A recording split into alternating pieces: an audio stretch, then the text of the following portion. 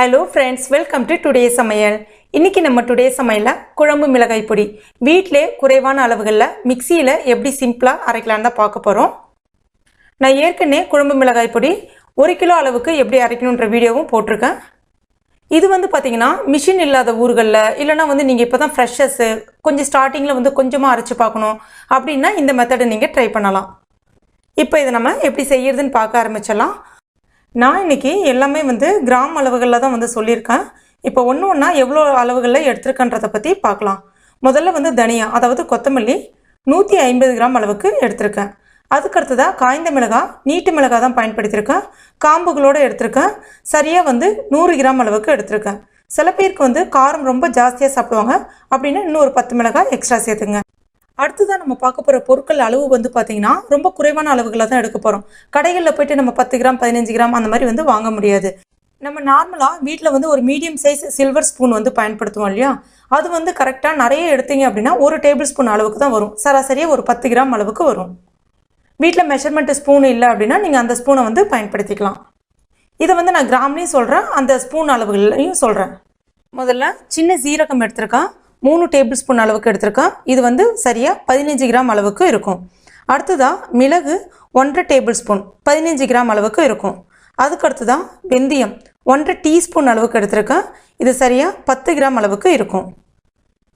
அடுத்ததாக மஞ்சள் பொடி 1 டேபிள் ஸ்பூன் அளவுக்கு எடுத்திருக்கேன். 5 கிராம் அளவுக்கு இருக்கும். அடுத்ததாக கடலைப்பருப்பு 1.5 டேபிள் ஸ்பூன் 15 கிராம் அளவுக்கு இருக்கும். அடுத்ததாக பச்சரிசி எடுத்திருக்கேன். புழுங்கல் அரிசி கூட நீங்கள் பயன்படுத்திக்கலாம். இதுவும் 1.5 டேபிள் ஸ்பூன் அளவுக்கு எடுத்திருக்கேன். 15 கிராம் அளவுக்கு இருக்கும். அதுக்கு அடுத்ததான் துவரம்பருப்பு 1.5 டேபிள் ஸ்பூன் அளவுக்கு எடுத்திருக்கேன். இதுவும் 15 கிராம் அளவுக்கு இருக்கும். அடுத்ததாக கடுகு 1.5 டீஸ்பூன் அளவுக்கு எடுத்திருக்கேன். 10 கிராம் அளவுக்கு இருக்கும். இப்போ இது எல்லாத்தையுமே நம்ம வறுக்க ஆரம்பிக்க வேண்டியதான். ஒரு பொருளும் வெவ்வேறு நேரங்களில் வறுபடும். அதனால எல்லாத்தையுமே நம்ம தனித்தனியாக வறுக்க ஆரம்பிக்க வேண்டியதான். அதுக்கு நான் இன்றைக்கி சில்வர் கடாய் பயன்படுத்தியிருக்கேன். இரும்பு கடாய், நான்ஸ்டிக் கடாய் எது வேணாலும் பயன்படுத்திக்கலாம். தீயை மிதமான தீயில் வச்சுருங்க. அந்த மாதிரி கடாயில் எண்ணெய் சேர்க்காதீங்க. எண்ணெய் சேர்த்திங்க அப்படின்னா அந்த சிக்கு வாடன்னு சொல்லுவாங்க. அதாவது இந்த பொடியை அரைச்ச ஒரு வாரத்திலே ஒரு காரல் தன்மை அடிக்கிற மாதிரி இருக்கும். நல்லா இருக்காது. அந்த பொடியை நீங்கள் எதில் சேர்த்தாலும் ஒரு மாதிரி சிக்கு ஸ்மெல் இருக்கும், நல்லா இருக்காது. அதனால் எண்ணெய் இல்லாமல் எல்லாத்தையுமே வறுக்க ஆரம்பிச்சிடலாம். முதல்ல தனியா சேர்த்துருக்கேன். மிதமான தீயிலே இருக்கட்டும். ஒரு 2லேருந்து 3 நிமிஷத்துலேயே நல்ல ஒரு வாசனை வர ஆரம்பிக்கும். ரொம்ப நிறம் மாறிடக்கூடாது. தனியா ரொம்ப நிறம் மாறிடுச்சு அப்படின்னா கசப்புத்தன்மை கொடுக்குற மாதிரி ஆகிடும் மிளகாய் பொடி. அதனால் அது மட்டும் கொஞ்சம் கவனமாக பார்த்துக்குங்க. இப்போ பாருங்கள், நல்ல ஒரு வாசனை வந்துட்டு இருக்குது, வறுபட்டுடுச்சு. இதை நம்ம அப்படியே வேற ஒரு பேப்பரில் இல்லைன்னா வேற ஒரு அகலமான தாம்பால் தட்டில் அந்த மாதிரி கொட்டி வச்சுக்கலாம். அதுக்கு அடுத்து தான் மிளகாய் பார்த்திங்கன்னா ஜஸ்ட் 1 நிமிஷம் அந்த ஹீட் ஏறினாலே மட்டும் போதும். அந்த கடாயினுடைய சூடு ஏறினாலே போதும். அதில் கருப்பு நிறம் படியணும் அப்படிலாம் எதுவுமே கிடையாது. அந்த மாதிரி மிளகாய் நீட்டு மிளகாய் இருக்கட்டும், காய்ந்த மிளகாய் இருக்கட்டும், காம்புகளோடு சேர்த்துங்க. அப்போ தான் அதனுடைய விதை வெளியில் வெளிப்படாது. அந்த மாதிரி வெளிப்படாமல் இருந்தாலே அந்த விதை கருகாமல் இருக்கும். மிளகாய் பொடி அரைக்கும் போதும் நல்ல வாசனையாக இருக்கும், காரமும் ஜாஸ்தியாக இருக்கும். இப்போ இதுவும் வறுபட்டுடுச்சு, எடுத்துடலாம். அடுத்ததான் பார்த்திங்கன்னா சில பொருட்கள் ஒரு நேரங்கள்லேயே வறுபடும். உதாரணத்துக்கு கடலைப்பருப்பு, துவரம்பருப்பு, அந்த அரிசி 3மே நம்ம ஒரு சேர சேர்த்துக்கலாம். சேர்த்துட்டு 1 நிமிஷம் வறுத்திங்கன்னா போதும். அரிசி நல்லா பொரிஞ்சு வரும். அந்த துவரம்பருப்பு, கடலைப்பருப்பு நல்ல ஒரு நறுமணத்தோட கொஞ்சம் நிறம் மாறி வர ஆரம்பிக்கும். இப்போ இந்த மாதிரி இதுவும் நம்ம இப்போ எடுத்து எட்ட வச்சிடலாம். அதுக்கு அடுத்து தான் சீரகம், வெந்தயம், கடுகு இது 3மே ஒரு நேரங்கள்லேயே வறுபடும். இப்போ இதுவும் நம்ம வறுக்க ஆரம்பிச்சிடலாம். கடுகு நல்லா கொஞ்சம் பொரியட்டும். பொரிஞ்சதுன்னா உங்களுக்கு கசப்புத்தன்மை இல்லாமல் இருக்கும், நல்லாயிருக்கும். இப்போ பாருங்கள், எல்லாம் கொஞ்சம் நிறம் மாறி நல்லா பொரிஞ்சு வந்திருக்கு. இப்போ இதுவும் நம்ம அந்த பிளேட்டில் மாற்றி வச்சிடலாம். அடுத்ததான் மிளகு சேர்த்துக்கலாம். மிளகு சேர்த்து ஒரு 1/2 நிமிஷம் கழித்து கொஞ்சமாக கருவேப்பிலை இலைகள் சேர்க்குறேன். இது முற்றிலும் ஆப்ஷனல் தான். ஆனால் சேர்த்திங்கன்னா அந்த குழம்பு மிளகாய் பொடி நல்ல வாசனையாக இருக்கும். கொஞ்சம் உலர்ந்த கருவேப்பிலை இலைகளாக சேர்த்துங்க. சேர்த்துட்டு அதுவும் வறுத்துக்குங்க. 1 நிமிஷம் வறுபட்டால் போதும். ஸ்டவ்வை ஆஃப் பண்ணிவிடுங்க. அந்த ஹீட்லேயே அந்த மிளகும் அந்த கருவேப்பிலை இலைகளும் நல்லா வறுபட்டு வந்துடும். இப்போ இது எல்லாத்தையுமே நல்லா ஆற வச்சுருங்க. ஆற வச்சு தான் அரைக்கணும். இப்போ பாருங்கள், எல்லாம் நல்லா ஆறிடுச்சு. மிக்சி ஜார், ஈரம் இல்லாத மிக்சி ஜாரை எடுத்துக்கங்க. கொஞ்சம் கலந்துட்டு, அதாவது கொஞ்சம் மிளகாய் எல்லாமே நல்லா கொஞ்சம் கலந்துட்டு ஒன்று ஒன்றா நம்ம அரைக்கலாம். ஏன்னா ஒரே பேட்சாக அரைக்கிறது கொஞ்சம் கஷ்டமாயிடும். அதனால் இதை நான் இன்றைக்கி 2ஆக பிரிச்சுட்டு அரைச்சிக்கிறேன். இப்போ பாருங்கள், இந்த மாதிரி எடுத்தோடனே ரொம்ப நைஸெல்லாம் அரைப்படாது.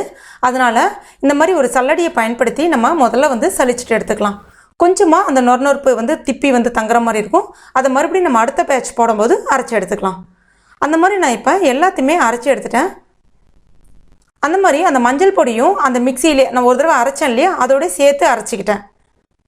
மஞ்சள் பொடி வறுக்கணும் அப்படின்லாம் கிடையாது, நம்ம அரைக்கும் போது சேர்த்து அரைச்சா கரெக்டாக இருக்கும். இப்போ பாருங்கள், கடைசியாக நான் சலிச்சு எடுத்துட்டேன். கொஞ்சமாக அந்த திரியாக திப்பி மாதிரி இருக்குது. இதை நீங்கள் தூக்கி போட்டுற வேணாம். நம்ம பொரியல்லாம் செய்கிறோம் இல்லையா, அந்த பொரியலுக்கு சேர்த்து செஞ்சிங்கன்னா நல்ல வாசனையாக இருக்கும், சூப்பராக இருக்கும். இந்த பொடியை நம்ம 2 பேட்சாக அரைச்சதுனால முடிஞ்சால் ஒன்றோட ஒன்று நல்லா கலந்து விட்டுங்க. அப்படி கலக்க முடியலன்னா மிக்சியில் ஒரு தடவை ஒரு பல்ஸ் விட்டு எடுத்துங்க. எல்லாம் நல்லா ஒன்றோட ஒன்று ஈக்குவலாக வந்து கலந்து வந்துடும். இப்போ இதை நல்லா வந்து ஆற வச்சுருங்க. ஏன்னா வந்து சூடாக இருக்கும்போது நம்ம வந்து ஏர்டைட் கண்டெய்னரில் ஸ்டோர் பண்ணோன்னா அதுலேருந்து நீர் விட ஆரம்பிச்சிடும். மிளகாய் பொடி வந்து சீக்கிரம் வந்து கெட்டு போயிடும். அதனால் நல்லா ஆறின பிறகு ஒரு ஏர்டைட் கண்டெய்னரில் நம்ம வந்து எடுத்து போட்டு வச்சுக்கலாம். இது வந்து நம்ம கொஞ்சம் குறைவான அளவுகளில் தான் அரைக்கிறோம். இதுவே நீங்கள் நிறைய அரைக்க போகிறீங்க அப்படின்னா அரைச்சி வைக்கிறதுல வந்து பார்த்திங்கன்னா வசம்பு இல்லைன்னா வந்து கொஞ்சமாக கல்லுப்பு சேர்த்து கலந்து வச்சுங்க. அந்த மாதிரி கலந்து வைக்கும்போது பார்த்திங்கன்னா உங்களுக்கு அந்த மிளகாய் பொடி வந்து பூச்சி வைக்காமல் இருக்கும். இப்போ பாருங்கள், அந்த பாக்ஸை வந்து நான் ஒரு தடவை தட்டி விட்டுட்டு அதுக்கப்புறமா சேர்க்குறேன். ஏன்னா அது நிறைய பிடிக்கும். இப்போ எனக்கு சரியாக ஒரு 250 கிராமுக்கு மேலே தான் வந்து இந்த மிளகாய் பொடி கிடச்சிருக்கும். இப்போ பாருங்கள், மிளகாய் பொடி ரொம்ப அருமையாக நல்ல சிவப்பு நிறமாக அருமையாக ரெடி ஆகிடுச்சு பாருங்கள். நம்ம கடைகளில் வாங்கும்போது பார்த்திங்கன்னா அதிகமாக வந்து அந்த மரத்தூள் வந்து கலந்து வைப்பாங்க. அது வந்து நம்ம உடலுக்கு நல்லதும் கிடையாது. இப்போ சப்போஸ் நீங்கள் வெளி மாநிலங்களில் இல்லைன்னா வந்து வெளிநாடுகளில் இருக்கீங்க அப்படின்னா மிஷின்லாம் நிஜமாகவே இருக்காது. அந்த இடங்களில் இருக்கிறவங்க இந்த மாதிரி வந்து நம்ம வீட்டிலே ரொம்ப சிம்பிளாக நம்ம அரைச்சி நம்ம கைப்பக்குவத்தில் செஞ்சு சாப்பிடும்போது ரொம்ப அருமையாக இருக்கும். இது மீன் குழம்பு, காரக்குழம்பு, வத்தல் குழம்பு, புளிக்குழம்பு எல்லாத்துக்குமே ரொம்ப அருமையாக இருக்கும்.